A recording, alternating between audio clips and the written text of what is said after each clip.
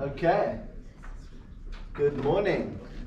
Super early morning in Cape Town. Beautiful weather, totally missed the traffic. Okay, no traffic. I work from home, so I'm never in traffic.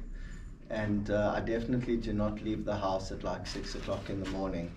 But for the smart business person or the smart manager or whatever, like if you go early enough, like there's no traffic whatsoever. I always just wonder why the 50 million, the million people that leave afterwards and literally get stuck in traffic don't do that. Like, it's not always possible. But anyway, you got to be the smart business person that's willing to sacrifice. Isn't that what it's about? You know, some of you said you quit your jobs. We're all sacrificing. Why are we sacrificing? So that we can sleep at night. So that we can have food, so we can provide for our families. So we can be in this world of participation trophies. We believe that actually we should win. That's why we're here. So we can put the effort in so we can win. Okay. So I'm Adi Kaimowitz. So nice to be here. Sorry Lawrence couldn't make it. And today we're going to talk about a moment in history which has never been here before. Where are we in the world of business? In my opinion, we are in the era, or going into the era, of the mega gig economy. Okay, you may not have heard that term before, probably not. We'll try to unravel what it is, why we're there, how we got to that point. It's quite exciting. Hopefully, I'll inspire two things. Number one, I will light that spark inside of you to achieve what your mother always hoped you were going to achieve. That's the easy part. The not so easy part is to scare you that if you do not run a lean business, but rather you follow the pack and you spend your money and you do things the normal way, if you do that, you will fail like 99% of other startups and other businesses. That's the statistic. They don't succeed. Why? Because they do things the way things are normally done. They're not in the mega gig economy. They are in the VC world. They are in the I need to raise capital world. Next round of raising. Runways. Spend, spend, spend. Fail, fail, fail. So hopefully, if just some of you listen and take in what I'm saying, you'll not commit yourself to so many expenses so that in the tough times, because it's good when it's good, but in the tough times, if you've just sort of sandboxed yourself a little bit, you can push through those tough times and just make it out the other end. I saw a weird statistic the other day. Like 1% of startups make it to $10 million in revenue. It's like 200 million rand. 0.4% of startups make it to like 50 million or something.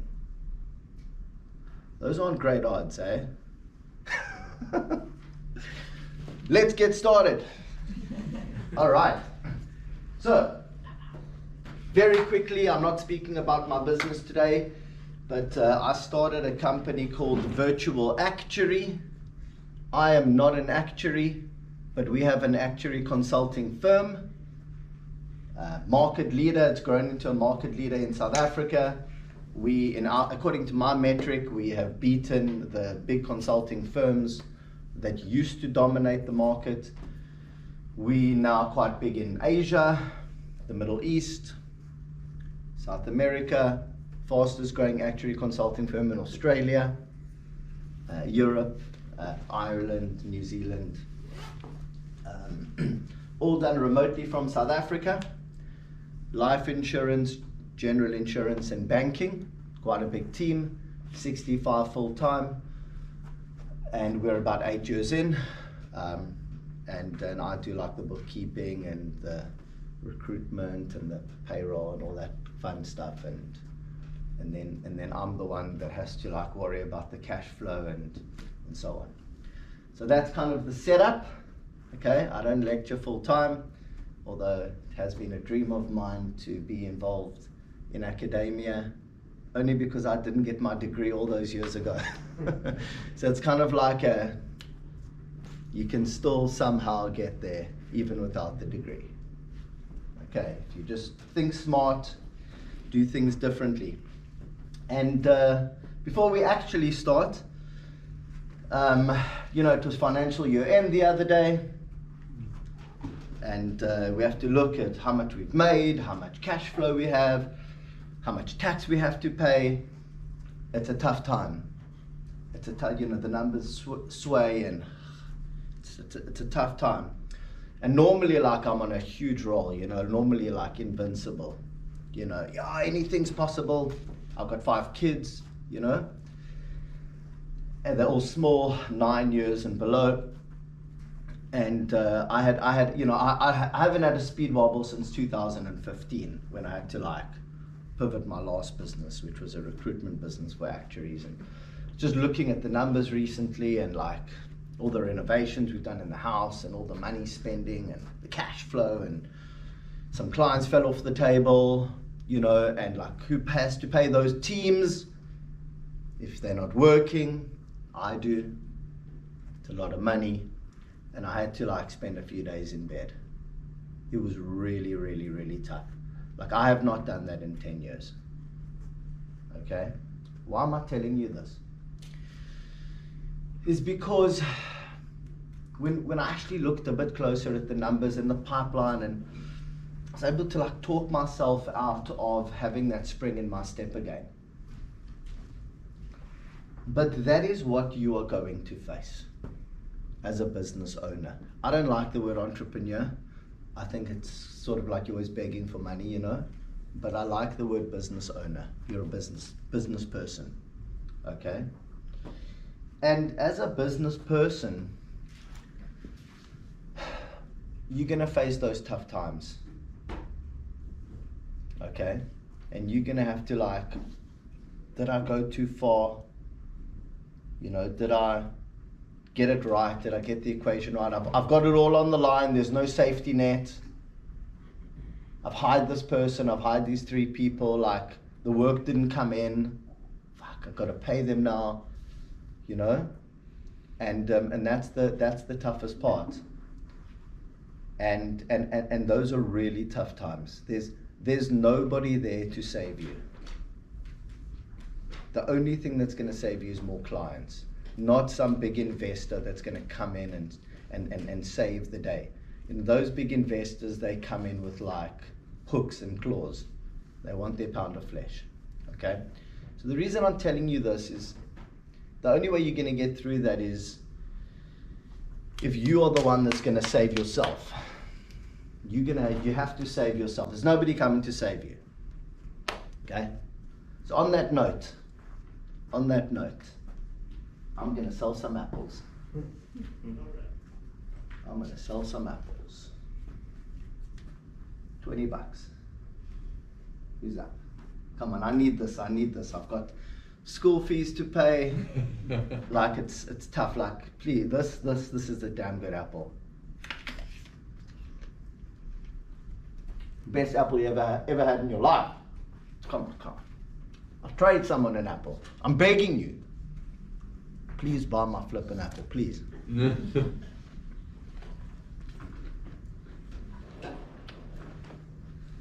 You see,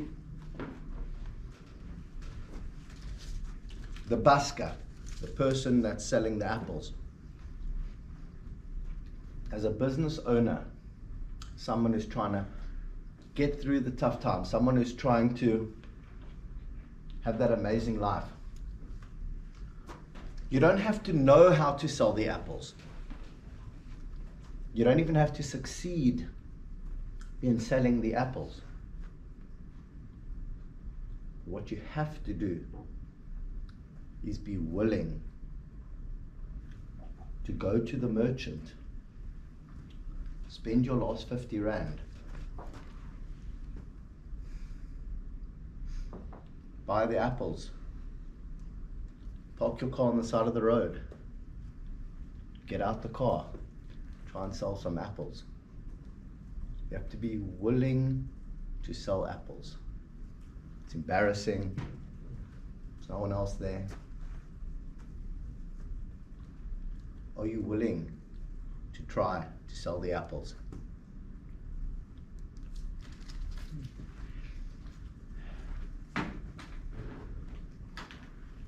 All right. 99% of people are not. All right. The fun stuff. The mega gig economy. Okay. What does it say? The mega gig economy is a labor market, it's like services, labor, where professionals work together instead of being classified as full-time permanent employees.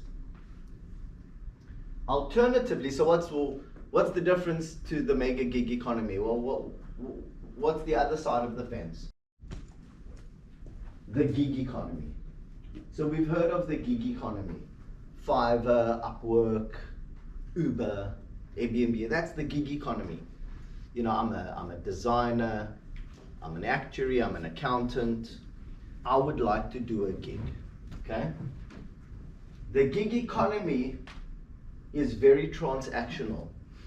You register, you sign on, someone needs that service, you see it, you apply, they see you, you make an arrangement on the work to be done, you agree, they sign, you do the work, you deliver it, you get paid. The gig economy is very transactional. One person doing one piece of work, very transactional.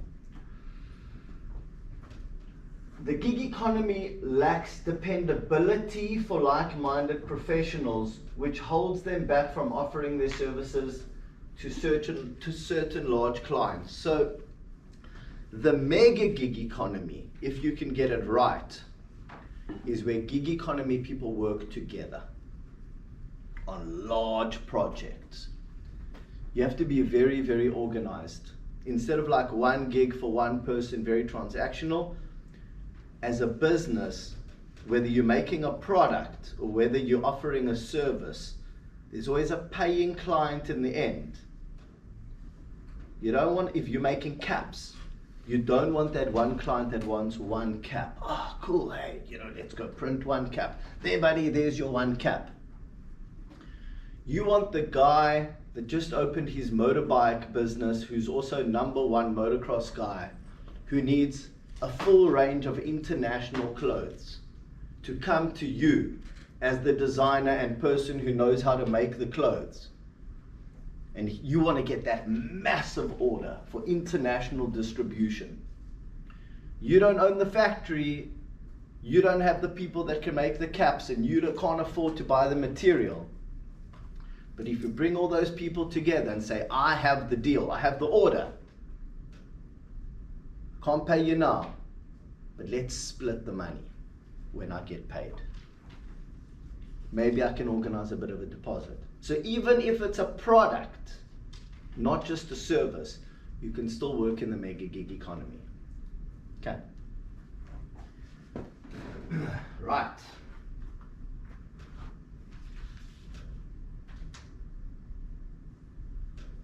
The mega gig economy. Whew, I know, we're going one back. The gig economy gave us freedom and flexibility, but it was fragile. Solo work, no backup, no scale and no protection. I'm a gig economy person, a nomad, digital nomad, traveling through Vietnam.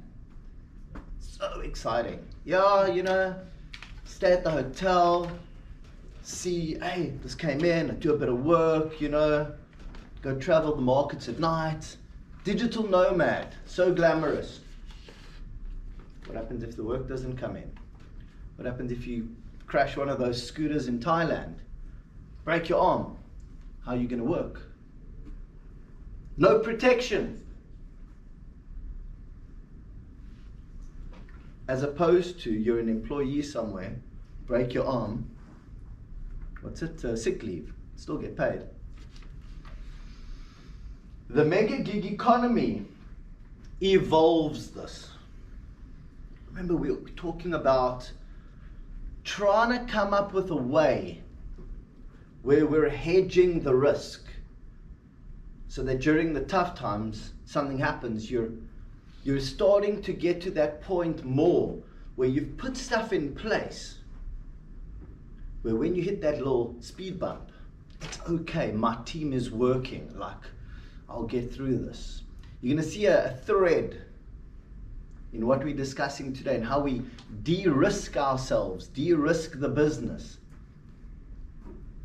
so that when things are flying, it's amazing, but when things are a little bit not so good, petrol price goes up, whatever, you can still push through, it's cool, you know?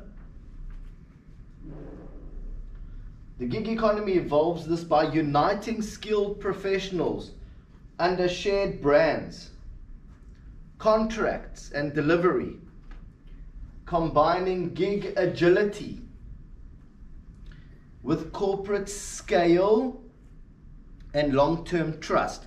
The reason I say gig agility is because it's still remote, it's still agile. It's the self-funded, commission-based model. No one's on a salary. That took Virtual Actuary from zero capital to over 450 million in revenue across 17 countries. That was like a few months ago, actually. It's a bit more than that. Powered by collaboration, peer review, and fair reward. Today we'll be discussing how you can become a pioneer in this new evolving mega gig economy. That's fun. Okay. So, remember I said we're going to try to roll back. How did we get here? Where are we? My friends, as Klaus Schwab, who I think resigned recently, says, we are in the fourth industrial revolution. He also said, you'll own nothing, you'll own no cars, you'll own no property, but you'll be happy. What? That's ridiculous. Okay. The fourth industrial revolution. It's an industrial revolution, not a family revolution, not a religious revolution, not a spiritual revolution, an industrial revolution, like when they came out with the steam car, whatever, the engine. And basically what it means is that business and making money has evolved. Okay, we're in a revolution. It's dramatic. Now within the fourth industrial revolution, there are three pillars of the fourth industrial revolution, in my opinion. Number one, exponential technology. The tools, I'm going to say all three and then I'll just explain them. Exponential technology, digital first, so the tools that we use, the digital first interactions, how we interact with people, and number three, the human-focused work culture. Okay, how people like to be treated.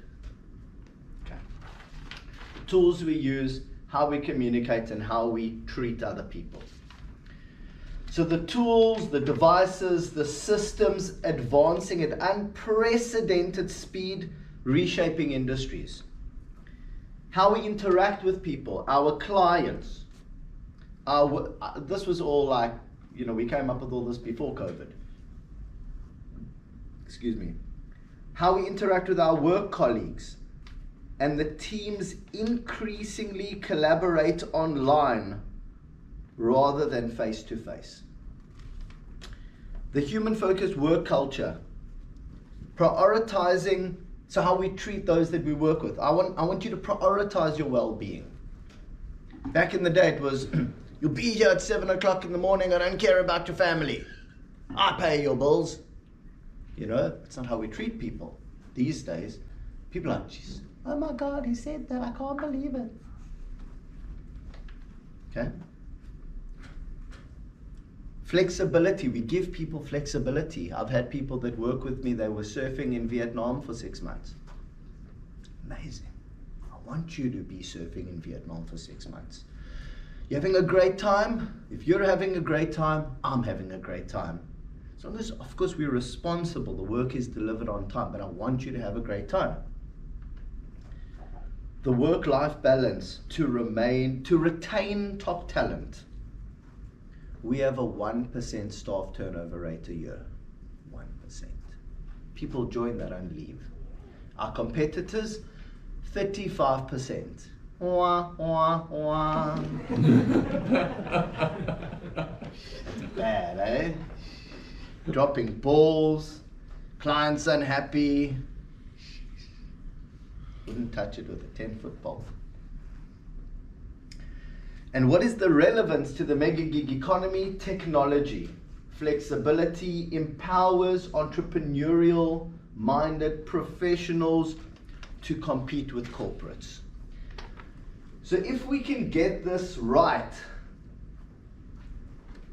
as a collective of people working together, we're all responsible. So what are we talking about here? We are saying, I want to open a business, or I want to work in a business, but I want to open a business. Do I open a corporate? Rent, salaries, etc. Or can I open a corporate where the people that I bring into the business are splitting the money? Can't pay you, but we'll split the money. Let's open a collaborative, let's open a consortium. We'll compete with the corporates. But it's very organized, okay? Leveling the playing field for small players. What is this? Moat. That's a moat. What is a moat? It prevents people from getting in. Before the fourth industrial revolution, as a business owner that's starting a business, you could not compete with the giants of the industry. They had a moat. If you didn't have a big office, a server in the basement, money to spend on people, money on marketing, you couldn't compete. But now, these days, in the fourth industrial revolution, the moat is gone. What one person can do on a cell phone and a laptop can outshine the biggest corporation. Some girl with like a quirky TikTok or Instagram account can outshine Maybelline. Massive corporation, multinational. That's crazy. Okay. Leveling the playing field for small players. We are all currently small players, me included. Promise you, we're still going to the moon and back. We're all still small players.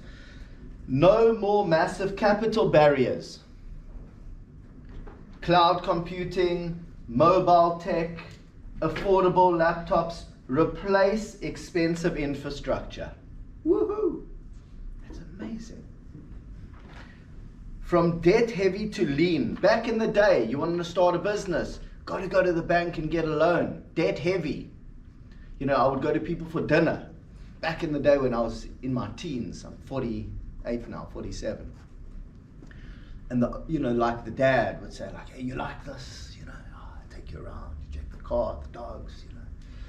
And they'd say, looks like but I promise you, I don't own this stuff. The bank owns it. Show you my factory, the bank owns it. I work for the bank. dead heavy. That was the story they would tell. Gig era startups avoid bank loans for equipment and office space. Not bad. Smartphone ubiquity. More people own a smartphone these days than have a flushing toilet. If you had to stop someone in this world, say, hey buddy, can you take a photo for me? Can I ask you a question? You got a cell phone, right? You got a flushing toilet? The chances are he'll say no, according to whether he has a cell phone or a flushing toilet. That's crazy. More people own a smartphone than have a flushing toilet, enabling universal access to work tools. So you can have people work with you because the chances are they have the tech to participate. They also, their moat is gone to participate with you. You're opening the business, they can also participate with you. Back in the day, people couldn't participate with you either. There was also a moat to be able to work with me. Mega gig connection. Minimal setup costs make it viable for global gig professionals to run full scale businesses from home. Why corporates struggle to adapt. So now you're saying, okay, hey, look at these big corporates. If you can do it, they can do it 50 times better, bro. You think you got the edge. They got the edge times 50. However, corporates struggle to adapt. Why? Size slows change. They've just spent all this money, the last 10 years, billions, millions, on software embedded in their business. Their strategy on how to get the money back was a 10-year plan, 15-year plan. They couldn't have seen AI software coming in. Just spend all the money.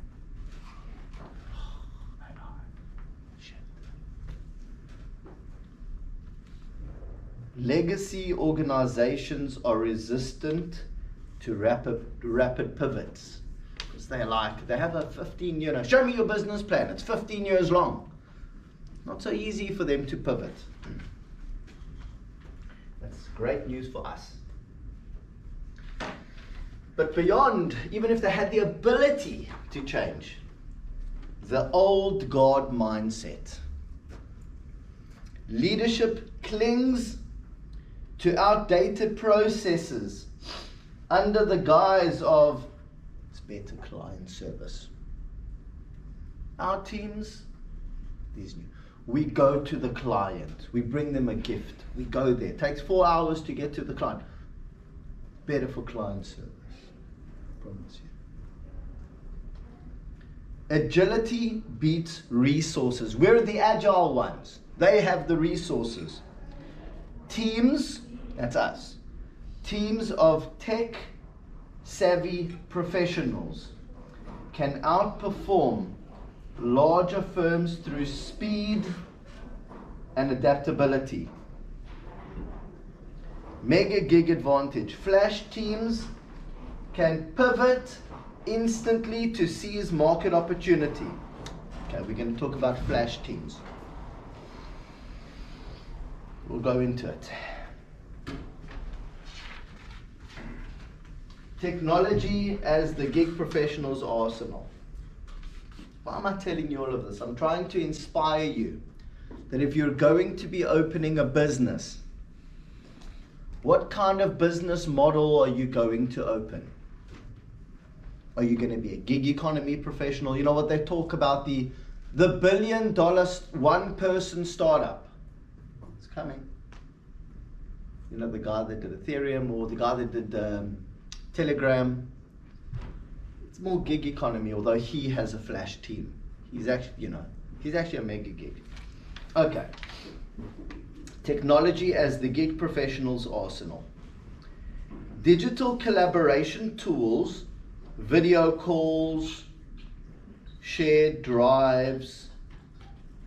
You know, I can send my colleague and message me, hey bro, just can you get that number for me? I'm out on the road. Yeah, we have a shared drive.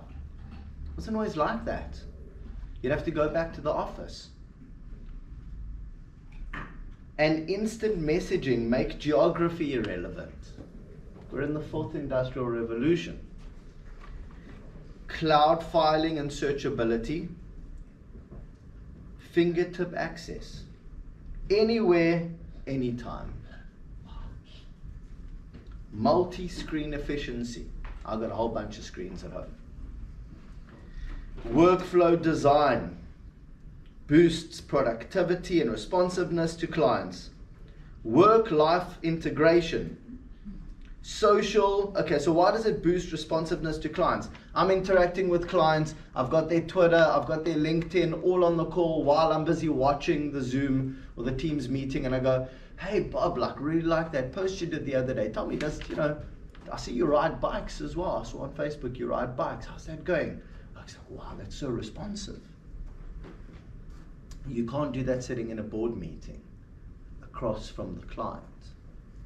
You've got to be responsive with clients. Think on your toes. Work-life integration. Social and entertainment apps provide micro breaks, reducing burnout and increasing retention. So when you work with people, it's okay if they're on Facebook. It de-stresses them. You know, they're receiving photos from their, friends and cousins and that on WhatsApp. Decreases stress. It's actually good, healthy. It's a net positive. Even though it takes them a little bit away from the current task, it's actually a net positive in the grand scheme of things. Mindset over machinery. Tools are useless without adoption. Tech only adds value when used strategically. So you've got this laptop and you've got this phone.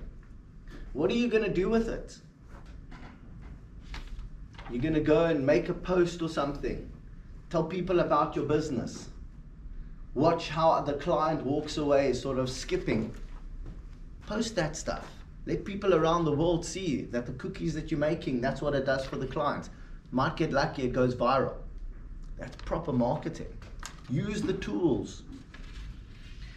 Organization still matters. Digital files must be structured for quick retrieval, speed, quality, and cost balance. The gig professional's key to staying competitive. Speed, quality versus cost. That's what's going to give you that little edge every single time. Instead of paying people to do it. Hey, I want an agency to do it for me. Cost. You can do it yourself. Right, we're going to get somewhere. Mega gig readiness. Success hinges on adaptability, continuous learning, and embracing new tech ahead of the curve. All right. So what is the mega gig economy? Well, remember I was saying we want to have a business where people are not employees. Work in the mega gig economy, like what the hell does that mean? Okay. What are we talking about? We're talking about a consortium. If you have a road work, where they're building a bridge, what is a consortium?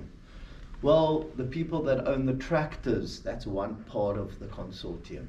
The people that do the tar, that's one part of the consortium. The people that dig and lay the sand, that's one part of the consortium. The engineers and that's one part of the consortium. What you'll generally find on a massive project, it's not one business. It's a consortium. Okay? Everyone in the consortium is a professional cog in that wheel. Someone's got to go get the contract. That person's part of the consortium as well. They're the sales arm. Together we get the deal. Together. We are stronger together. Instead of the only way to get that big deal is to own the business that employs all the people to deliver the work. That's crazy. De-risk. Let's just go get, all I have are the trucks. Okay, cool, Hey, so-and-so got the deal. They bring us in. We're part of a consortium. The scrum. Whoosh! Come on, team. Hopefully we don't have to wear those funny hats. Why traditional models fall short. Now, if we are looking at the mega gig economy and the consortium, the mega gig economy is the universe that we're in. But if we're looking at a business model, we want to go open a business. What are our options? Well, 3 options currently. Before this lecture, before I walked in the room, there were 3 options. You can open a large corporation. Go big, quick. Alexander Forbes, Discovery, large corporation. Prestige, resources, but rigid hierarchies and misaligned profit distribution. Okay, if you can pull it off. The second type of business model out there is a small boutique corporation. Generally, most people, that's the one they open. Smaller scale, but still carry fixed costs. We all get together in a room, there's 4 of us, we'll own the business 25%, equity, okay, we're the directors, we need office space, fixed costs. How much must we earn as salaries? Let's do a budget. Guys, how are we gonna, we don't have any clients. We need an investor. Is that normally how it works? Don't worry, Tina's got the cash. She's the investor. Okay, so there's now 5 of us, 20% equity. You bring Tina in. She says, no, what do you mean 20%? I'm bankrolling the whole bloody thing. I'm taking all the risk. Or 45%. What's the budget? We need 2 million rand. She'll give us 2 million rand for 45%. That at least gives us a runway. He says, you don't want to start talking about these swear words. Okay? But she'll take 45%. So the 4 of you now must split the 55%. Static ownership splits. Once it's pinned down, it's pinned down. In 10 years' time, when the business has smoked it, and Tina's sitting at home doing nothing, but sitting in the board meetings like the big macha, where's my 45% profit? You're going to be damn upset. But you brought Tina in so early, who took 45%. Static ownership. Can't get rid of Tina. We don't want to do that.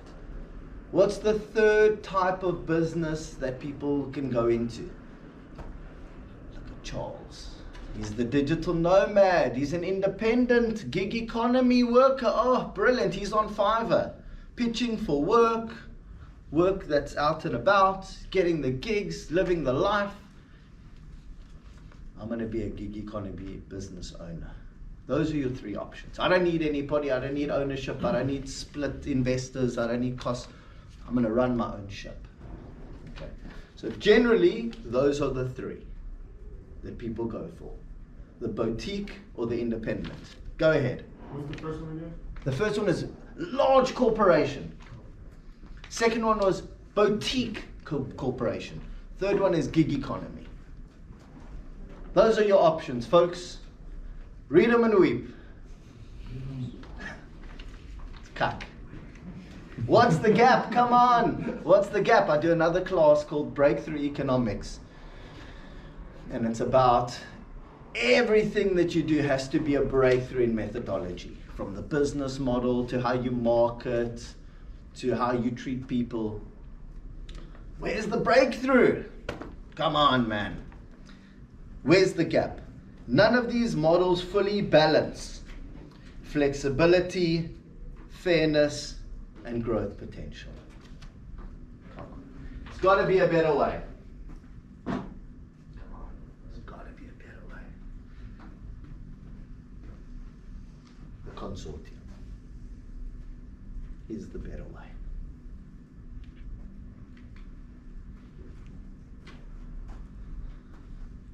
How does the consortium work? You're saying you want to open a little business with me. How's it going to work? I've got an idea. I've got a breakthrough idea. We'll split the money.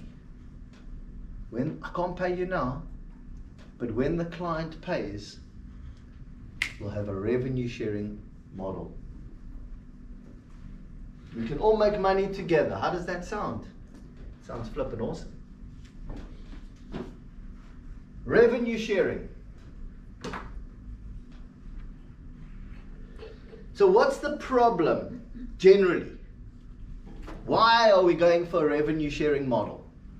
Because traditional startups need funding.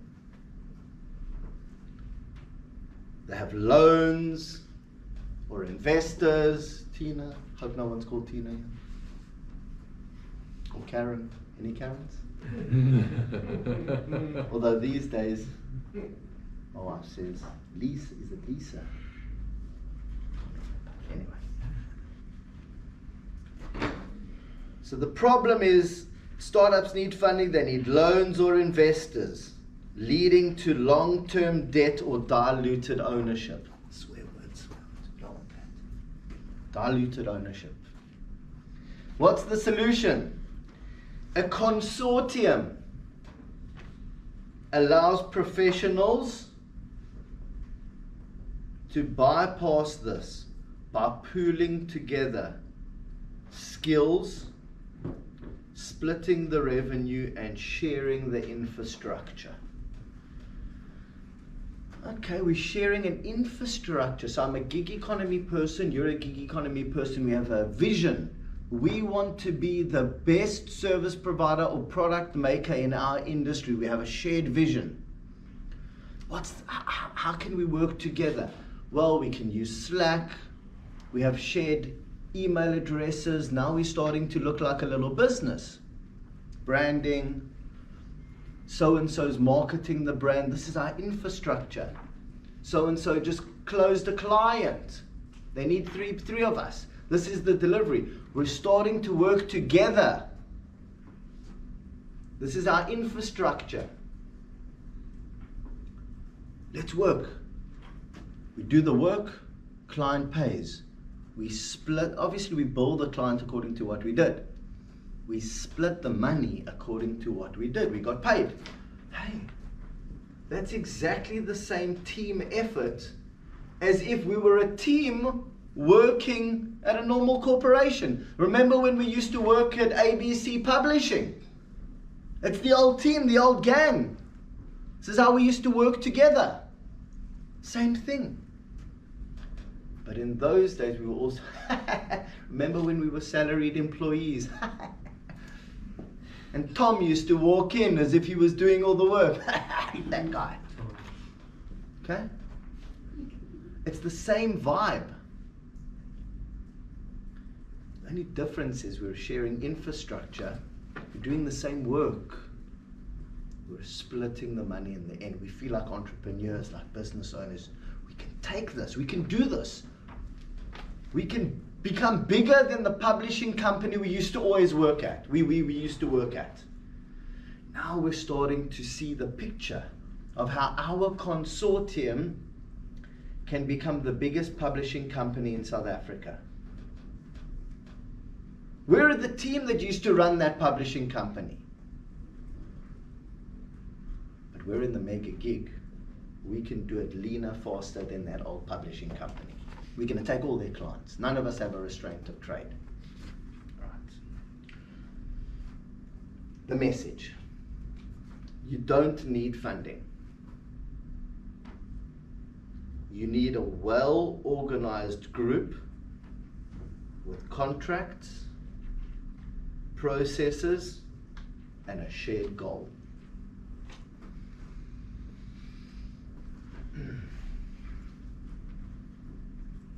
The consortium in the mega gig economy will take over from the big corporate that used to be the giant in that industry. That's the vision. Thanks, Adi. I'm just curious, so how does it work then with that sort of collective, the consortium? How do you ensure the quality of the work?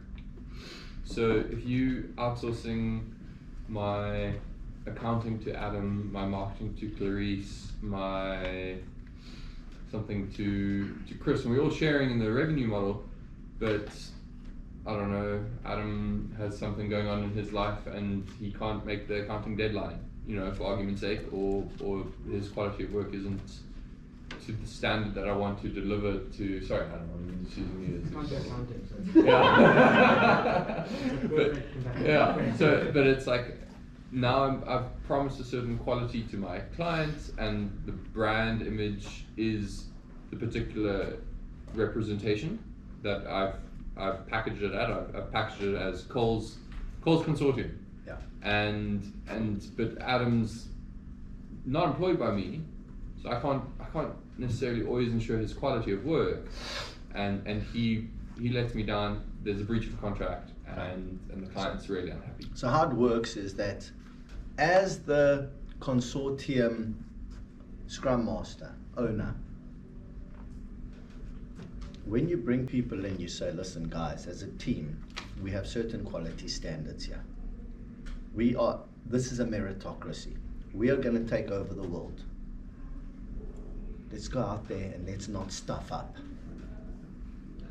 And you need to, so you don't just deploy one person and it's a lucky packet if they deliver.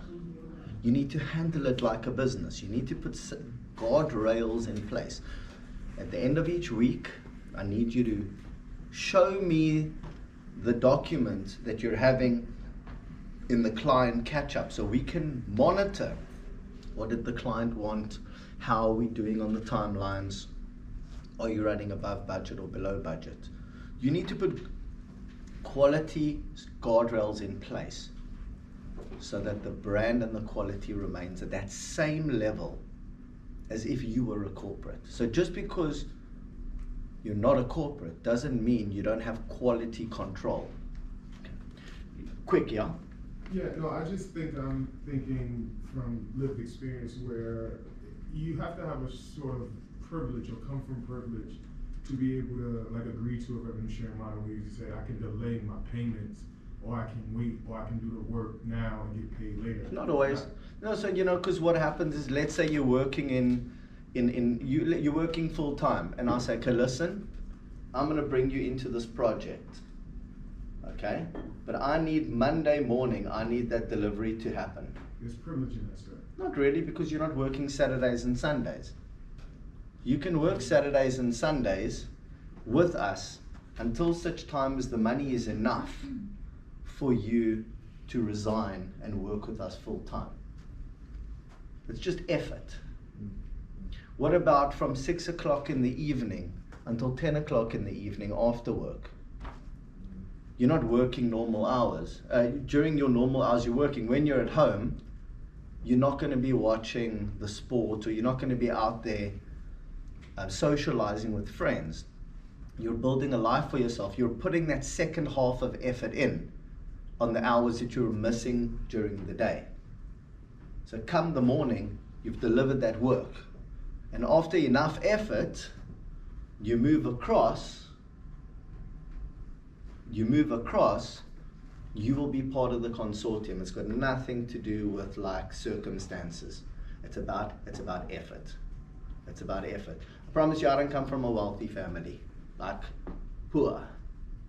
There was nobody that gave me a job, and there was nobody that gave me any support whatsoever. You want to sell apples?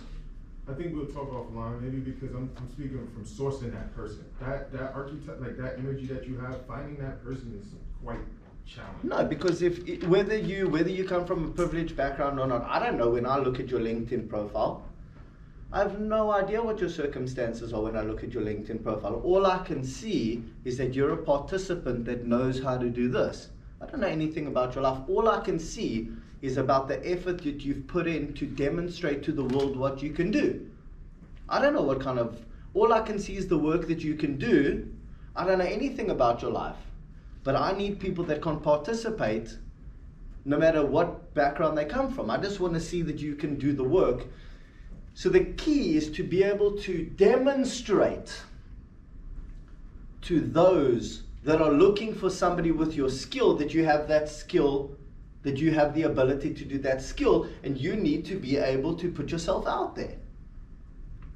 I don't know what people's circumstances are, but if I'm looking for a participant, I need people that can do the work. I don't know anything about their background, nothing.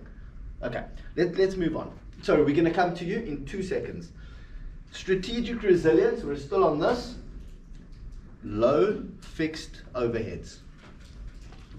Revenue distribution model shields against market shocks because we have low fixed overheads. We haven't invested in a big building and the rent. Cross-industry adaptability. The model works in professionals beyond actuaries. Remember I said it could be we all want to make caps. Okay? Like let's say we need the person who knows how to design the stuff. He makes amazing drawings. Okay, that's an amazing skill set. Retention compounds value. When we start to realize that we are all sharing the money that's coming in, we feel appreciated. We don't feel like the big boss is taking the money. We're sharing the money. When we share the money and we all feel like we're winning together, there's a retention, which in the business, people aren't leaving. This has a compound effect. Low turnover in the team builds long-term intellectual capital. Future-ready vision. Expansion into virtual and augmented reality for global collaboration. It's a conversation for another day. I was just going to say that I wonder in a society that's very kind of socialized towards employment, getting a salary at the end of the month, and seeing that and treating that as a form of security, how well received is it to be working in this kind of way, where anything could happen, basically? Where sometimes, even though the company is the employee, because somebody's getting a pay slip that's formalized and they know that the 31st is the 31st, how does this kind of model, how well received is it? It's a great question, but you're assuming that we can all get jobs. What about those that are struggling to find work?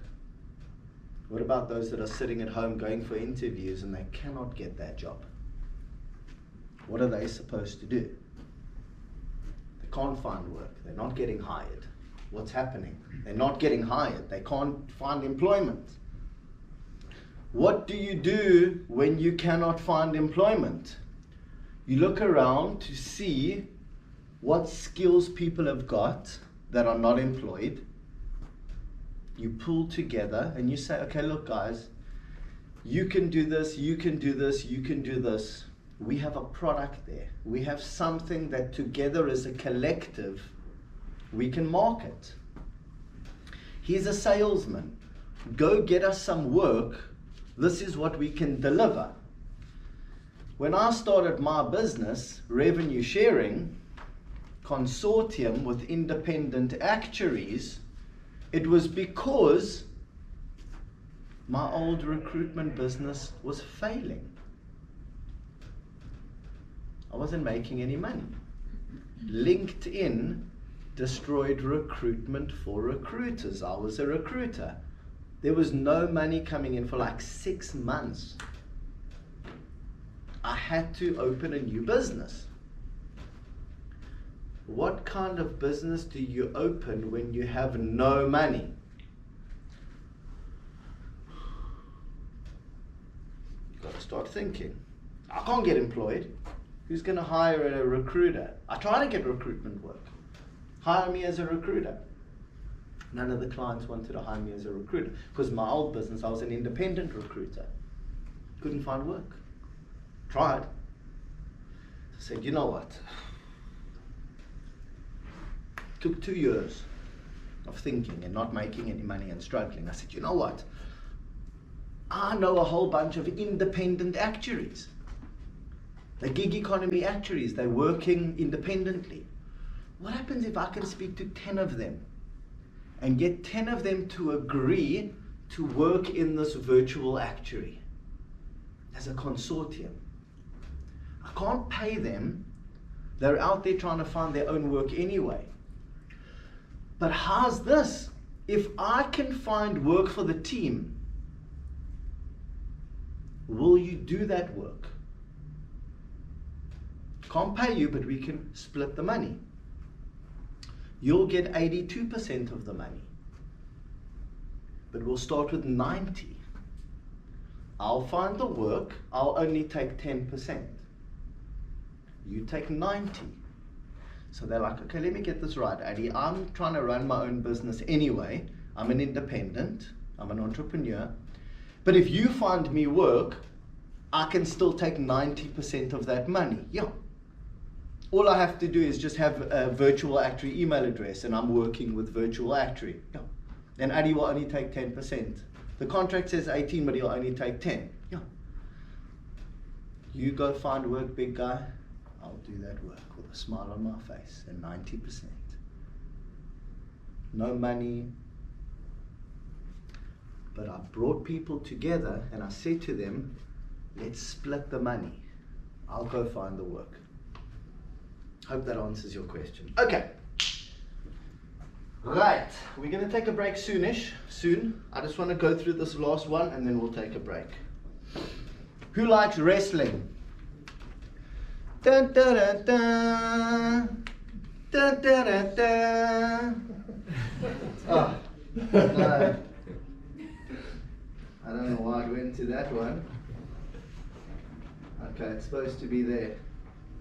That's so crazy. Hold on a second. Hold on. Hold on a second. Ah, there we go.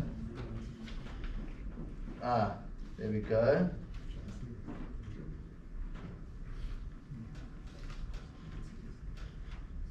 Slide 5.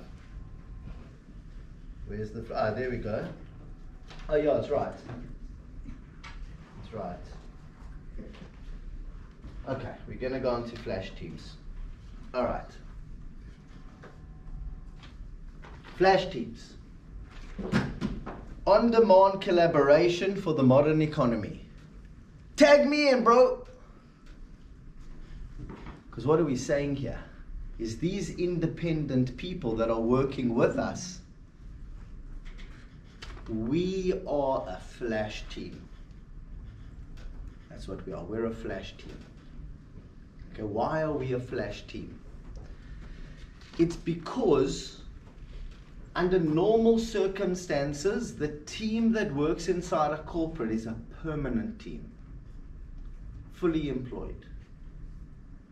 We want to get that work that fully employed team is getting. But we're a consortium. So we want to get that work. So we are going to label ourselves a Flash team. We'll do the work. You'll hire us in a flash. You'll tag us in. And then when we're done with that work, you can tag us out. In a flash, out in a flash. That's what a consortium is.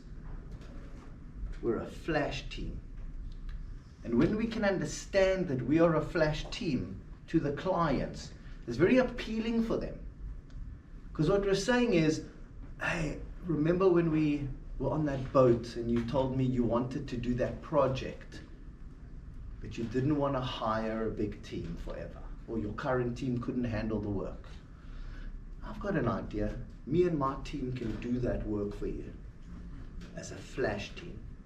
We'll come in a flash, we'll do the work, and we'll go out in a flash.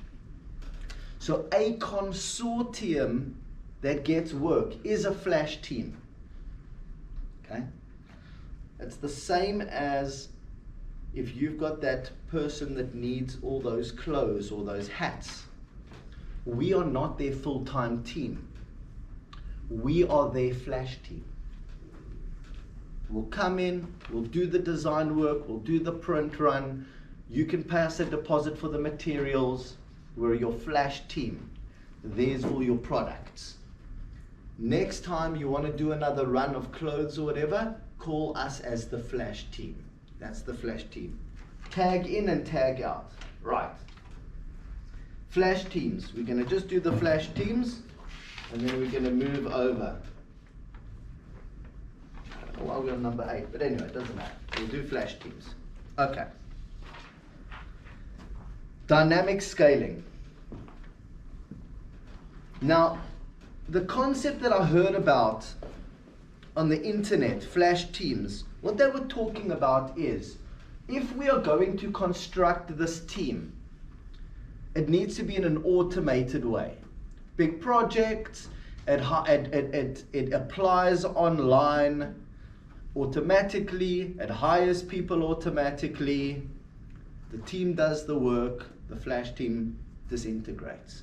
Okay, the problem was that the idea I came across online discussed how teams can instantly add or remove professionals via automated platforms, adapting to changing project needs without heavy admin overhead.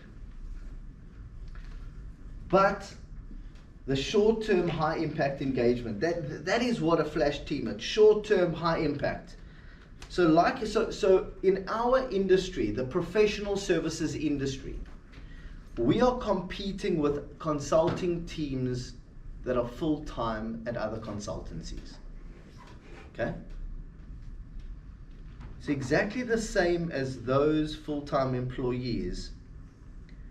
Flash teams deliver the work for a set period, then we disband, providing flexibility without permanent hires for the client.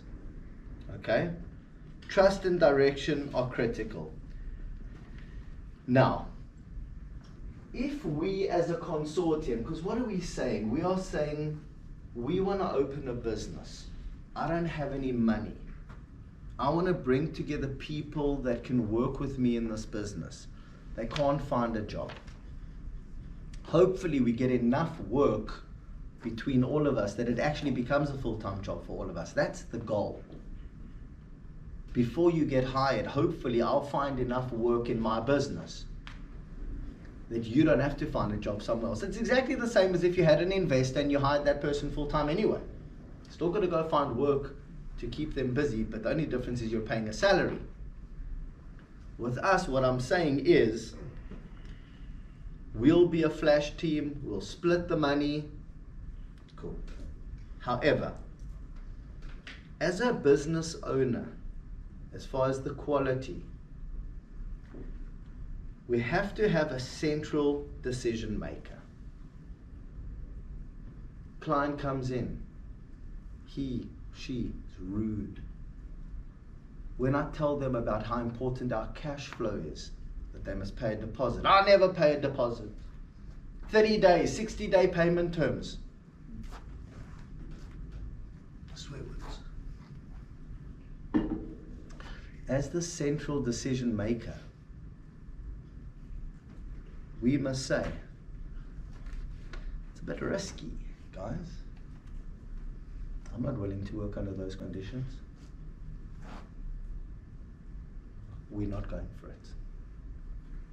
Don't like those payment terms. Instead of, we just get involved, we do the work. It's loose, it's not organized. We do the work, 2 months in, issue the invoice, client doesn't pay. Buried. So you have to have a central decision maker that's making good decisions for the consortium, for all of us, for all of our sakes. The teams risk going off course. The client all of a sudden says, I actually want to send a team to Malawi, I want to send a team to Singapore. Can you and your team go to Singapore for the next 2 months? I'll be honest with you, we got families, we can't do it. You don't want the team to go off course.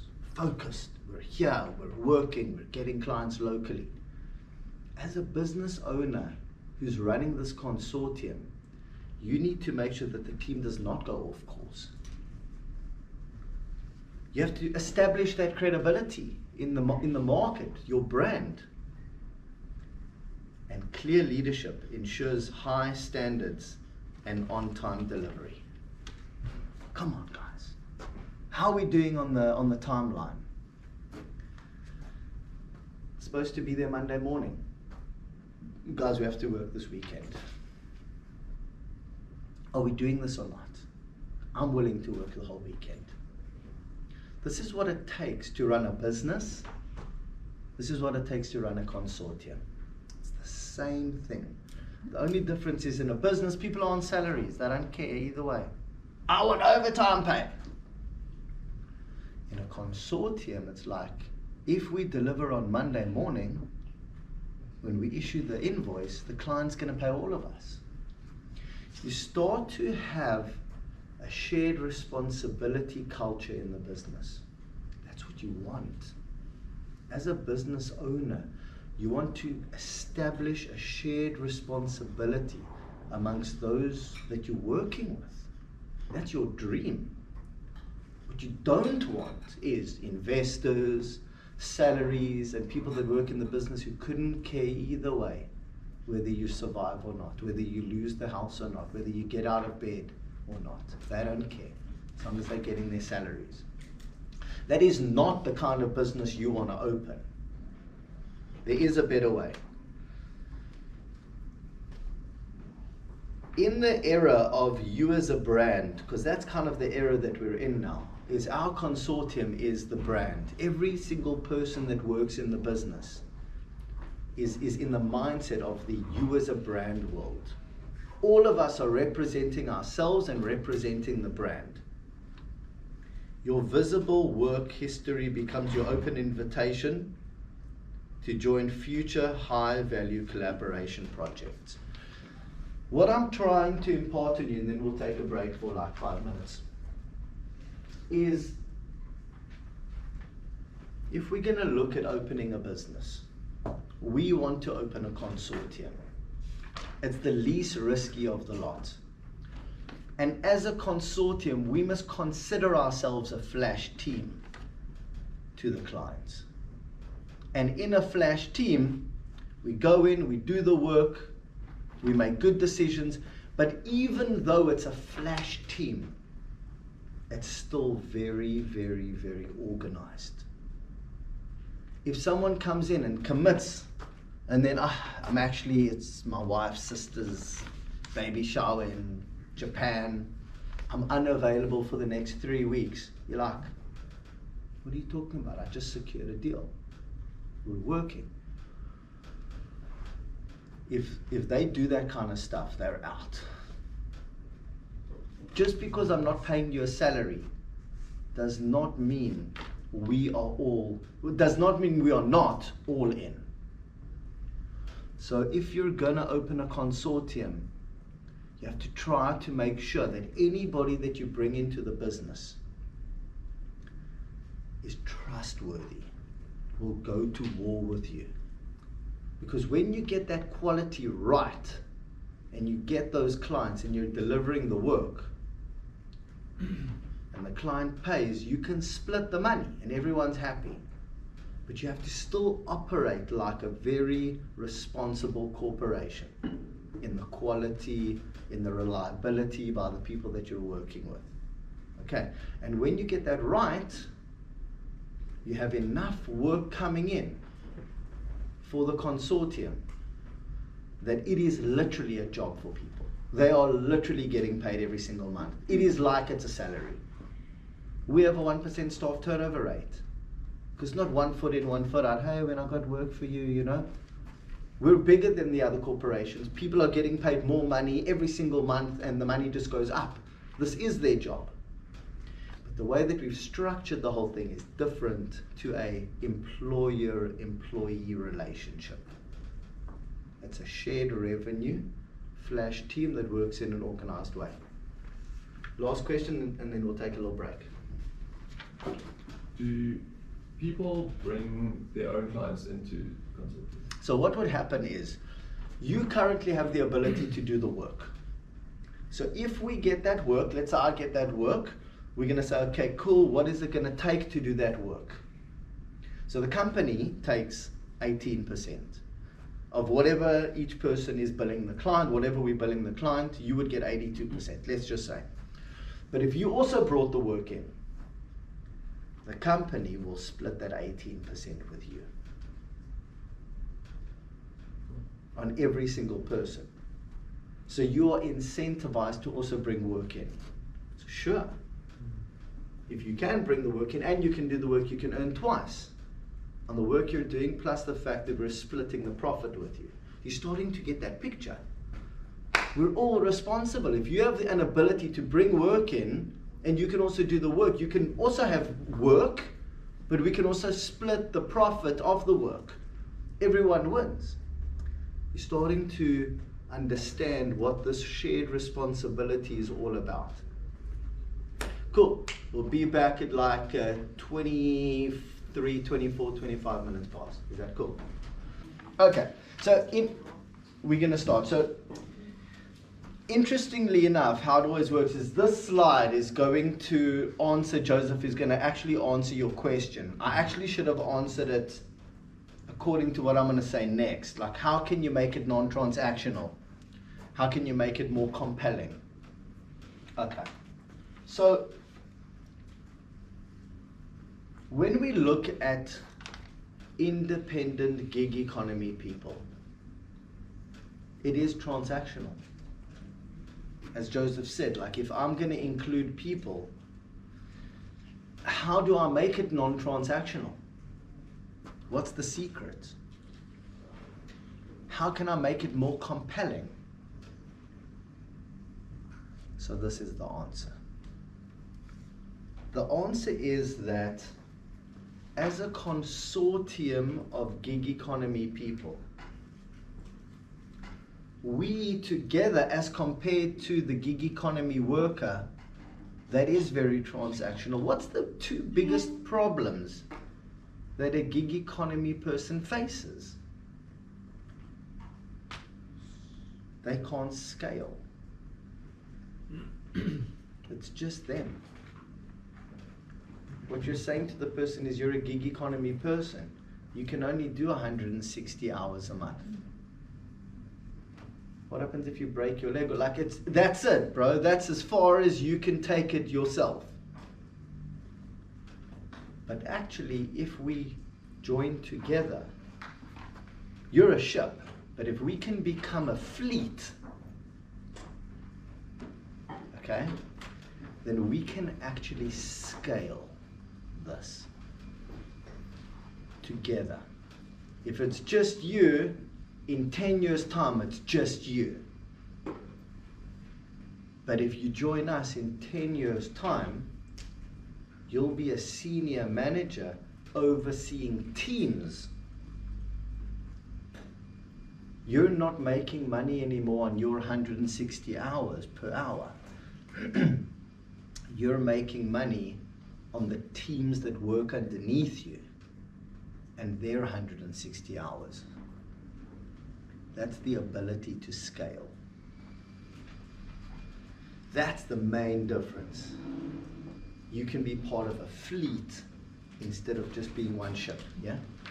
Do you find the average gig worker in terms of their profile, is someone who doesn't want to be working 40-hour weeks. They want that extreme flexibility, or not. And then, if that is the case, do you find it hard to find real commitment from those individuals because they're like, yeah, I'd like to do a job, and then I want to be able to go away a bit and come back and. I'll tell you what the key word here is. The key word is not the hours that they want to work. People know that they got to work. The key thing here that you need to impart on them is you want them to have a better lifestyle. So just because you're not at a desk 8 o'clock in the morning till 5, that's old school. I get that. But rather, you can work 8 till 10, then you can go play soccer with your friends on the field, then you come back, then you work 11 till 1, then you go to the gym and do yoga, then you come back at 2:30, you work till 2:30 till 6, then you're hustling with the kids, and then you work 8 till 9:30, 10. Is that difficult in team dynamics at all? No. Like, hey, we need Joe and No, not at or all. Bob, I mean. No, not at all. No, not at all. Why?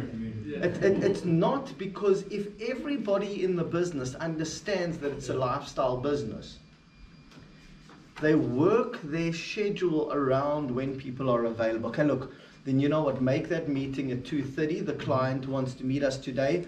Joe's not available at 1 because he's always, in his garden at 1 because that's his thing. We'll do the meeting at 2:30. We're all cognizant of the fact that this is a lifestyle business. Go ahead.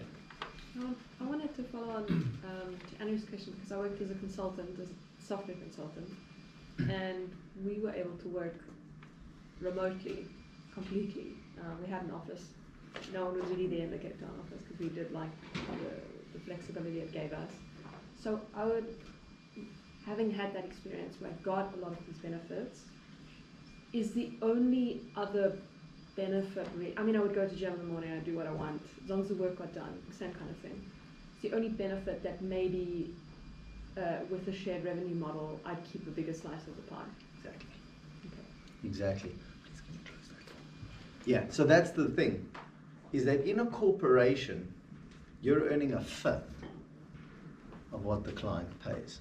Yeah. In a shared revenue, you're earning double. Big difference. So I'm just curious, this is obviously much more applicable to services rather than certain more in-person things. So like, let's take a silly example almost of having your car serviced and repaired. Like that's in-person, in Well, don't office forget kind that the workshop owner Mm-hmm. can say, okay guys, look, I own the workshop. Can't pay your salary. You're here. Client drives in, boy. We both have work. That would be slightly skewed towards the workshop owner though, because you could argue that work can't happen without that workshop existing and without that workshop owner having his RMI and the accreditation. Well, no, that workshop owner can say to the guy working, I won't charge you rent to be in here. We're going to do it together. You're going to do the work. I'm only going to take 18% of what the client pays, both of us. It's a good deal for you, 82%. You don't have the money to pay the rent. You got a location. It's a great deal for you. We'll split the revenue. You're not splitting it 50-50. You're doing most of the work. I'm providing the factory, the workshop. You're getting 82%. But that's still like a physical asset that whoever that workshop owner is, they would have needed to decorate and go in. No, maybe they were lucky enough that their parents passed away and they left them the workshop. But they don't have the money to pay for the employees, to pay for the staff. That's their contribution to the consortium. Okay. So, Sorry, I have a question. Sure. Yeah. How would you say that this approach works in low trust economies. 'Cause Low trust economies. yeah, places where people inherently don't trust each other, so they use the big corporates. Like why I would say that is, for example, where I'm from. I don't know, maybe if you guys have done work in Kenya. No, I've heard that people want to see that you got a big building, that you got a big, Yeah. nice office space. They're not going to do work with you. So what you need to do, you need to be able to show the clients with posts on LinkedIn, with whatever, that even though you do not have the office space, you can still provide them with the quality of service that they expect at half the price. So I don't have the office space, but I'm going to show you that according to the team doing the work, we can deliver based on these recommendations, based on these things. I'm going to show you that you can use us even though we don't have the office space. And if you just get that one client, and then you do the reference, then you do the next client and the reference, you can change the mindset of your entire country, where the clients start to realize, hold on a second, people do not need the office space. So the only reason you think like that is because everyone else thinks like that. No, but yeah, like for example, even getting that work to post on LinkedIn, no one's going to give it to you. What because happens they if you've don't got an trust. uncle? What happens if you've got an uncle who works at a company and he's going to give you that? You're not hustling hard enough to get that first client. No, I'm just asking. No. What I'm saying is that there is a way, come hook or by crook, that you're going to get that first client to give you that opportunity. Yes. Maybe you are going to teach his daughter how to play guitar. You got to find a way, boy, to get that client to give you that opportunity. And you're not going to take no for an answer. Yeah, but the large clients will still go to PwC because of the way that society works. That's my point is, how do you get from, because you can get small jobs, that's for sure, and that's probably all you will get, but you'll never get PwC's work. Let me put it to you this way. When we started Virtual Actuary, if I had said to you we were going to beat and do bigger numbers and take over the market in South Africa from the clients you've made, from those companies, what would you have said to me? Who the hell are you, small fry? And do you know what I would have said to you? I don't care what you think, I'm going to try anyway. I'm going to make this work, boy. Do you know why? 'Cause I'm desperate. I'm going to show you. One day when we look back, you're going to go, shit, that crazy mother. All right.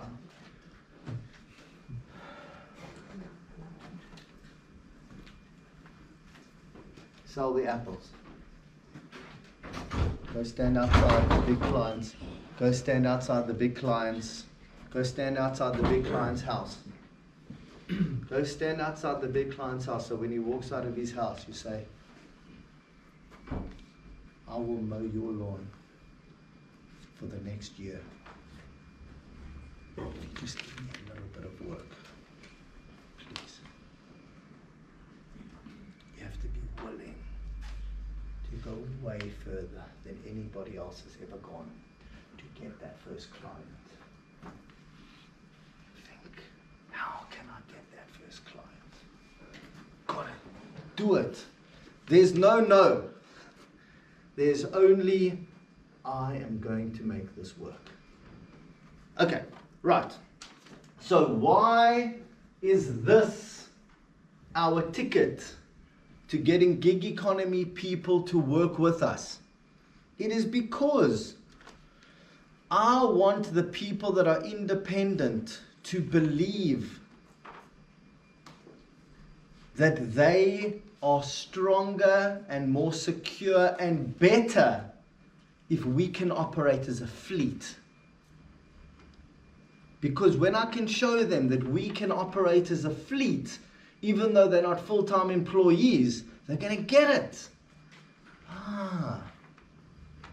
Shared entity, entrepreneurial-minded professionals, operate under a single brand, while preserving the opportunity to be recognized and rewarded for working smartly and efficiently. Centralized business functions, marketing, contracts, and admin handled collectively. So if you're working, you don't have time to do the marketing, you don't have time to do the admin, you don't have time to run to the bank, you don't have time to try and find clients, you're working. And that's where a lot of independents go wrong, is they try and overcharge so that because they can't find work while they're working, so that work dips, and then they get a client and they overcharge and it dips. What I'm saying is we'll do all that other admin stuff, and I'm going to try and shovel and bring as much work as possible in to the fleet. All that admin stuff. I'll take all that admin worry off your hands. I'll bring all those clients in. I'll take all that stuff off your hands. You just work in a lacquer team. I'll do all that stuff. That's what makes us a team. I'll do all that grudge work. I'll go stand at the bank in the queue. You just work. I will bring you those 160 hours, I promise you. Scale on-demand team formation. Build project-specific teams with precise skill and availability matching. So let's say as a team, I say to the independent, there's that client over there. We both want that client. The problem is we're actuaries, we're accountants, we're camera people, we are graphic design people. But if we're going to get that client at the Film Academy, they don't just need graphic designers and editors. They also want us as a team, same as if they went to that production house, they also want camera people. I'm going to find those 2 camera people. And then I'm going to go to the camera people and I'm going to say, listen, you're hustling for work. There's a production. They will hire us as a consortium. We can do the editing, we can do all that stuff, the graphic design, all that stuff.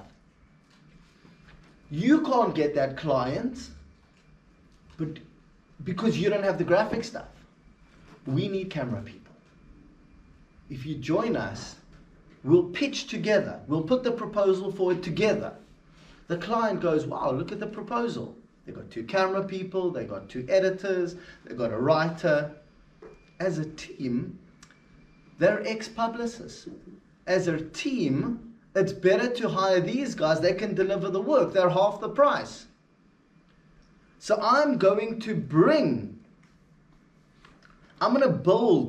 project-specific teams. That project needs the camera people. The independent can't get the big project. The camera people can't get the big project. I'm going to build that team. I'm going to make the fleet available to those that need a bigger team. And then the revenue sharing is going to kick in. The earning is tied directly to the contribution, not titles or seniority. So what that means is that when the client pays, you get paid according to your contribution. Thanks, Eddie. I was just wondering, how do you kind of think about business continuity and long-term planning in this type of a scenario? So if people's preferences for working styles change, if their interests change, and not really that, just thinking about if people want to go into bigger and more structured ways of working, maybe acquisition or just as the business grows, all the decisions that you're faced with. How do you think through that? So you got to face it in 2 ways. Number one, she was saying, how do you deal with business continuity? There's 2 ways. Number one, as a business owner, you have to make sure that there's enough work on the horizon and currently for the team to work. It's exactly the same business continuity as you're going to have as a normal business owner. Bring enough work in. And number 2, when it comes to those that work in the business and business continuity, you have to make it appealing, comfortable, rewarding enough that they don't want to go anywhere else. If they're employees or they're on commission only, it's the same dynamic. You want people to be happy and not leave. So therefore you have to treat them exactly the same or better. Whether they're employees or whether they are commissioned full-time. You have to make it risk-free for them, nice environment. You're thinking of the exact same thing as if you were a small boutique business owner. It's identical. The only difference as a boutique business owner is that there everyone's on a salary, whether there's work or quality or not. They're still putting their hand out. On your side, they're commission only. They sort of get that feeling like if the work drops off or the quality's cuck, none of you are going to have money.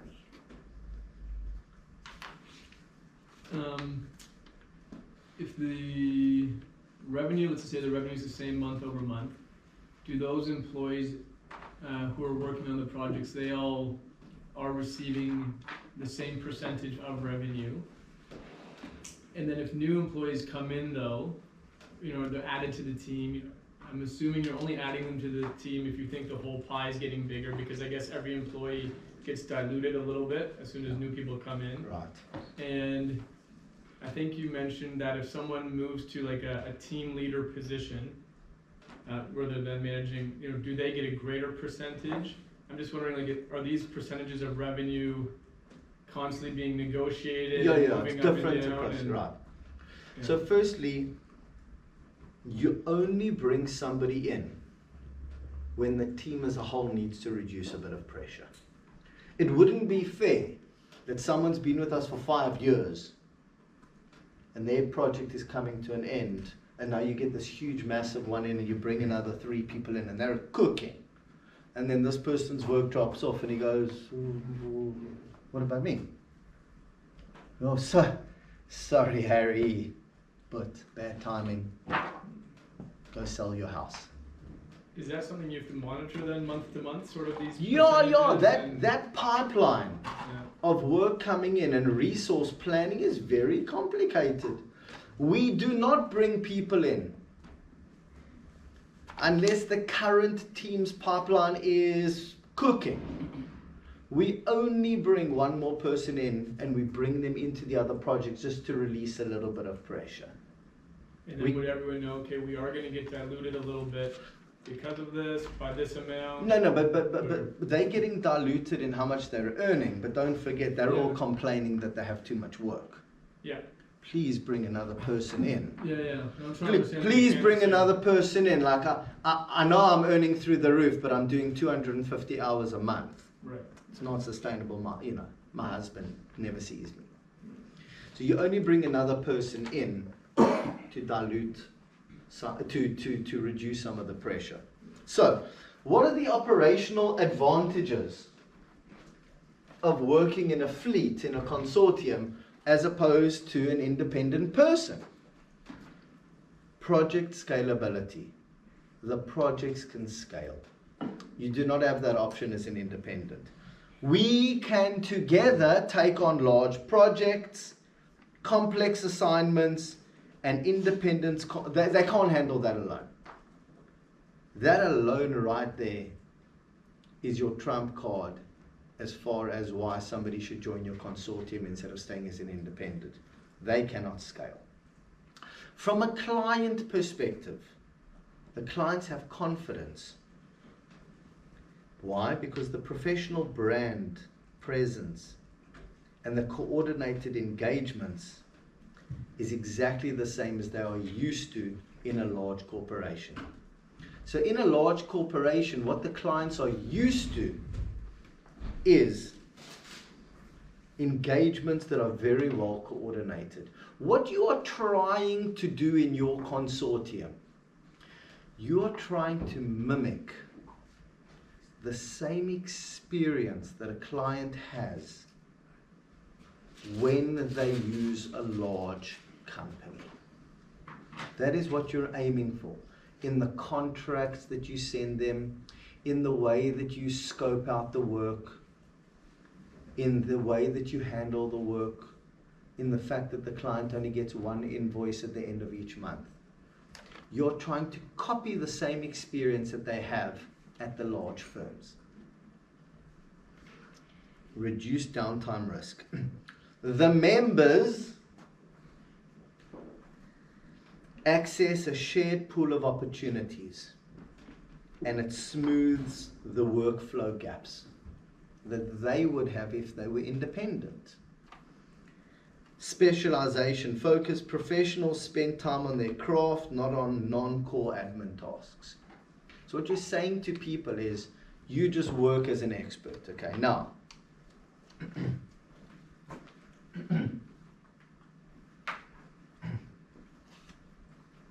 what is the culture that we're trying to create in our business? And it's kind of one of the last points we'll talk about in a way. Okay, is this. Remember, what are we saying here? What are we saying? We are saying, I want to be a business owner. I want to open a business. I don't want to be an employee. Okay, get it? You know? But I don't have the money to open a business. And if I'm going to open a business, what's the model that I'm going to use? Am I going to be an independent business owner, sole proprietor, gig economy person? Am I going to open a small boutique corporate? If I'm going to open a small boutique corporate, I'm going to have these shared equity partners that I'm stuck with. Might not like them. I'm going to have expenses because now we all agree that we need office space. Am I going to open a small boutique business? What's that culture dynamic going to be like in the business? The big boss takes all the money. Everyone else is a worker. Is that the kind of culture we want in our business? No, it's not. But in a way, when you pay people salaries and you give them a guarantee, no matter how much work I get in, there's your salary. The truth is that if I land that massive client, don't you dare come to me and start complaining about how much money I'm making. I gave you the security. I gave you the salary. This is the culture that you have in every normal business. The reason why the big boss has all the money is because they offer you a guaranteed salary. Do you think that's fair? Who thinks that's fair? I'm giving you a salary. You're an employee. You want a salary? We'll agree on a salary. I offered you 35, you said 65. Make it 60. But let me ask you a question. I'm going to give you 60. Is that going to make you happy? Sure, you just gave me a job. Cool. You happy? You're going to work hard? Happy? You're an employee, you got the security, right? But what happens if you hear in the news next week that we signed a deal with the City of Cape Town? 20 million rand. You're doing all the work. I just bought myself a new BMW. Hey Charles, how's that new job? I put a plant on your desk, eh? Are you happy? I'm making all the bucks. You've got the security. Your salary. Are you happy? Who's happy? Are you not happy? Why aren't you happy? Why aren't you happy? I'm making the big bucks. Why aren't you happy? You got the security. You didn't want to share revenue. Oh, so when you didn't know what the future holds, you wanted the security. I don't care how much money he makes. Just give me my salary. It was good for you then, when you didn't know what the future holds. But I said to you, join to Jeez.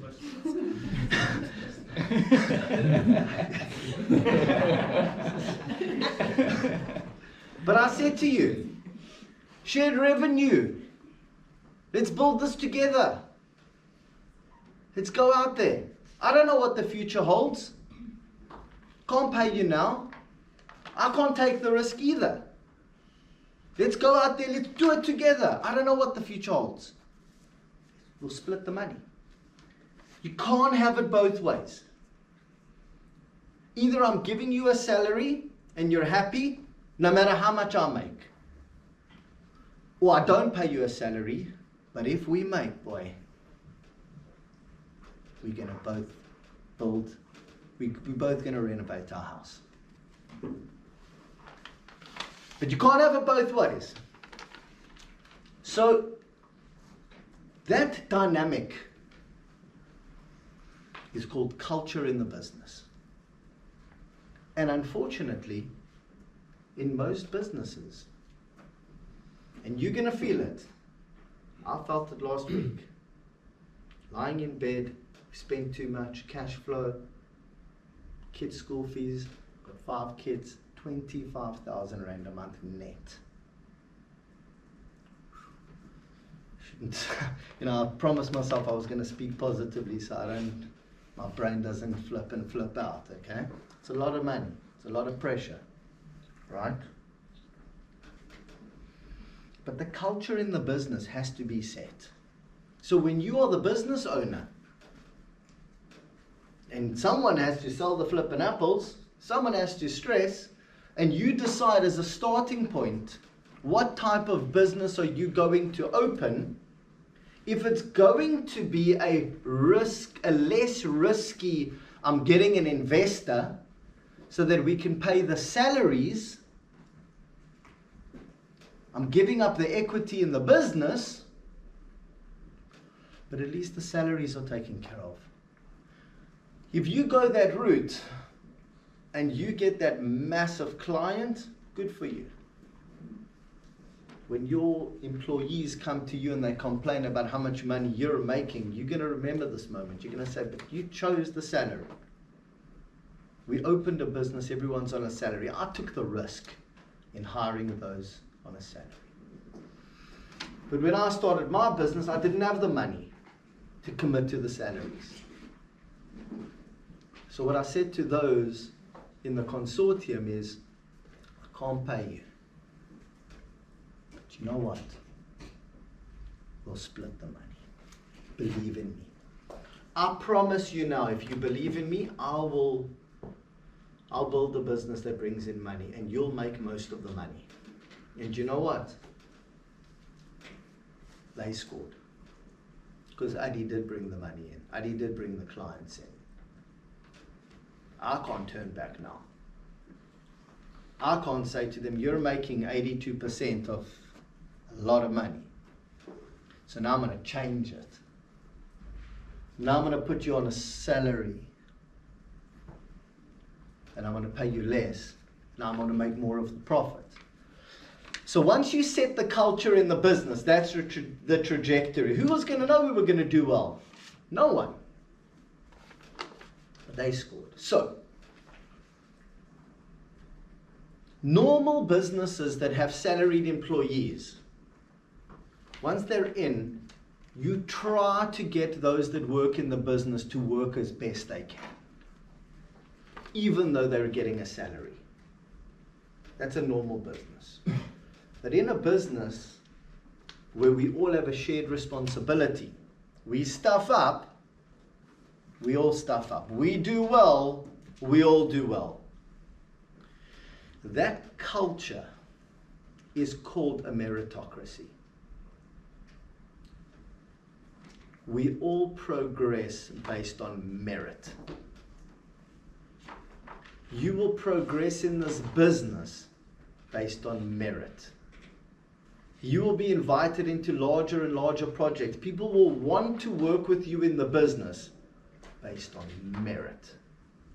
People have a cuck time working with you, you're not going to merit to be invited into working with everybody else in the consortium. This is known as a self-regulating meritocracy. Self-regulating. What that means is even if somebody's a manager in the business, unlike other businesses, everyone working underneath them is forced to work with them. With us, if people don't have a good time working with you, they're going to come to me, I can't work with this person. I refuse to work with this person. Enough people say that, that person stops getting invited into the next project. That's a meritocracy. That's actually the culture you want. So, cultural dynamics and incentives. Let me finish this and then you can ask. A meritocracy in action. Invitations to projects based on track record, not office politics. Fair enough. Self-regulating quality. Underperformers naturally receive fewer opportunities. Always late, never delivering the work on a Monday morning. Client meetings, Monday morning, 8:30. As a team, we have a client meeting. As a team, we cannot deliver that Monday morning meeting to the client. So-and-so keeps on letting us down. There's always an excuse. As a team that relies on that client paying the bill at the end of the month, what's going to happen to that team member? Team's going to get together.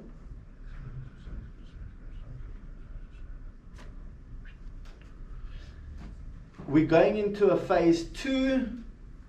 We're not including them in the proposal. We cannot deliver that phase 2 if they're in the project. So a self-regulating meritocracy means if somebody does not merit to move forward with the team because they're letting everybody down, they will not be included. That's actually what you want. What you don't want is those that are pulling the team down. If you're a business owner, you don't want people pulling the team down. You lose the client, you could lose the business. This is all going to make a lot of sense when you're desperate to keep those clients. You don't want people bringing the team down, I promise you. You work so hard for those clients, whether you're making products for them or whether you're servicing them. You want a culture of self-regulating meritocracy. Fairness and retention. Transparent distribution of work keeps top talent loyal. Where the whole thing breaks down is that a client comes in, the person that's running the show, the scrum master, the quality assurance person, where the whole thing breaks apart is where they keep on giving certain people all the lacquer clients. Everybody else feels excluded. Those people are not going to stick around. That's not fair. Why should they always get all the good work? Is it on merit? Is it because they're the only person that has to be in that team or that project's going to fail? Then they deserve to be in there. It's merit. But if that person feels that they should merit to be in the project instead of Tim, step aside, step up. Give you that opportunity. Don't stuff it up. Collaborative autonomy. Freedom from feeling like an employee. And the support of a professional network. So,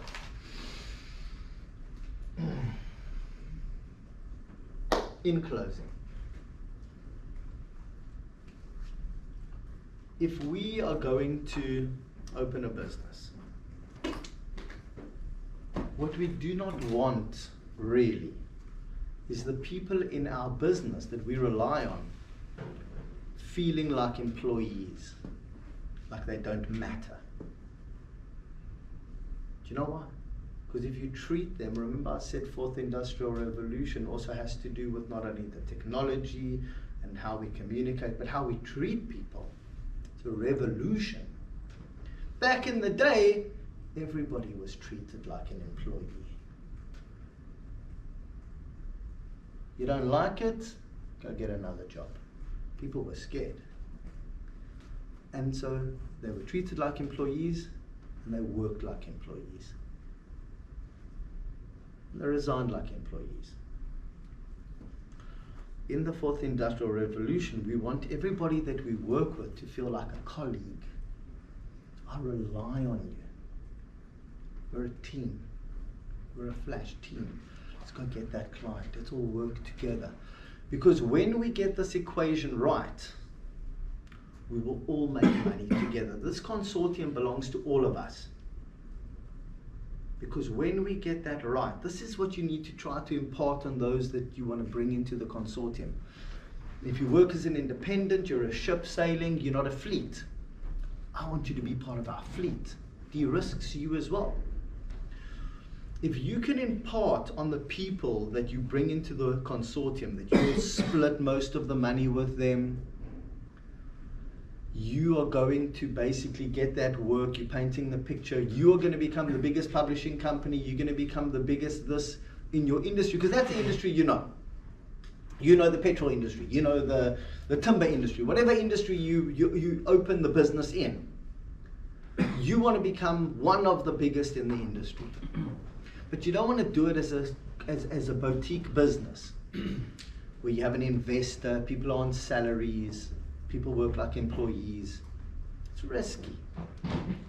You know, what you really want is, I don't have any money, so I want to open this thing and I want you to join me. We're going to open a consortium. Okay? And if we get this right, our consortium should become one of the biggest businesses in the industry. And when that happens, we'll have a shared revenue model. We will all split the money that comes in. There's no hierarchy here. We're all in this together. And if you do that as a business owner and you bring in the right kind of people, and you do take most of the market share from those that are in the industry currently, then your consortium is actually operating as an independent gig economy consortium. You are then actually creating the mega gig economy, because you're a flash team. You are then playing in the mega gig economy, not the normal economy.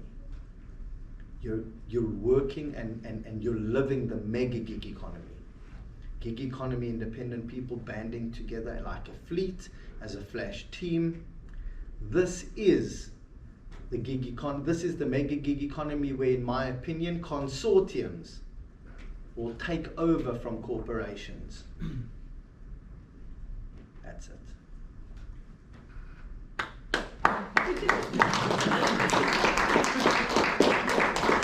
Give the man a round of applause. All right, that's it.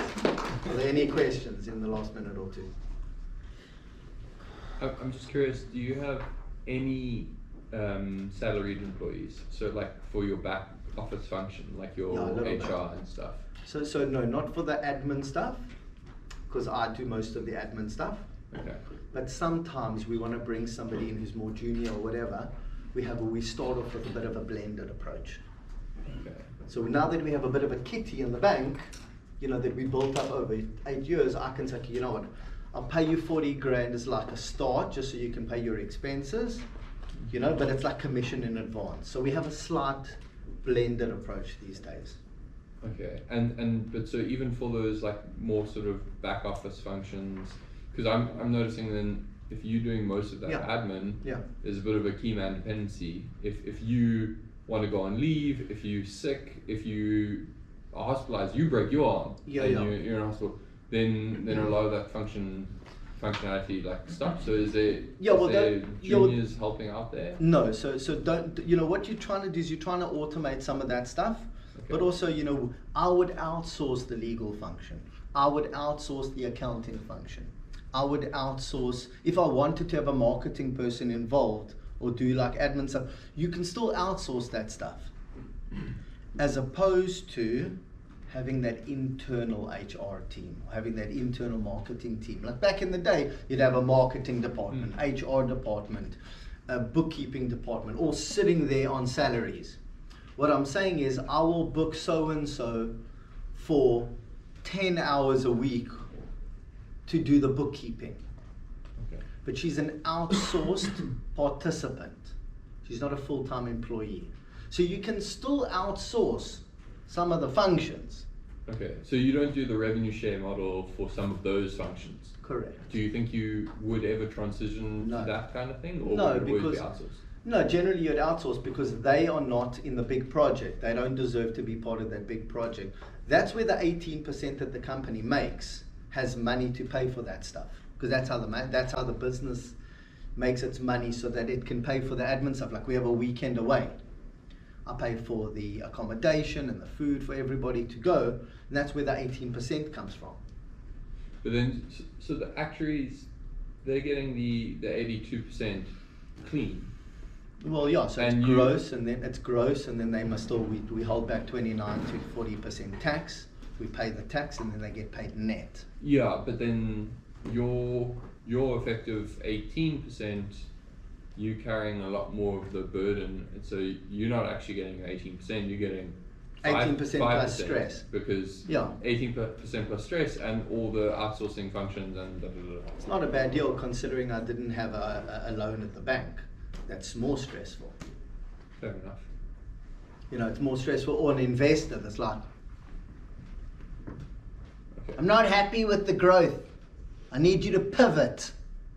It's going well. Okay. Find a way. But so your colleagues haven't gone, okay, Adi, 82% is we love it, but actually, you know what, we in order to scale this business more feasibly, we're happy to take 70% and allocate more capital towards the functioning of the business so that we can get more revenue in and more contracts signed. And, They do. So what happens is that some of the people contribute to the software development. So we have a software, we actually a software business. We have a whole suite of software products, InsurTech and FinTech. And how we fund that is the software team works. The software is then upsold into the clients, and there's revenue sharing on the software. But we didn't pay initially for the software development.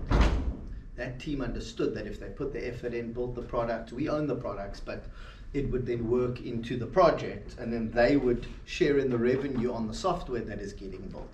So some of the actuaries put effort into the software, even though they're not developers. When that software is upsold, we have a revenue sharing on the software. The whole mindset is, let's work together. You got an idea, how can we get that idea to a point where a client is paying for revenue? And then we'll split the money. As opposed to, here's money for the development. You have a shared collective mindset. So like that's the story. You know, I know that it's a little bit different from a normal business, but if you can pull it off, you can do very well. Okay, but of course, the team, it's revenue sharing. It's not I'm the big boss. It is I need them as much as they need me.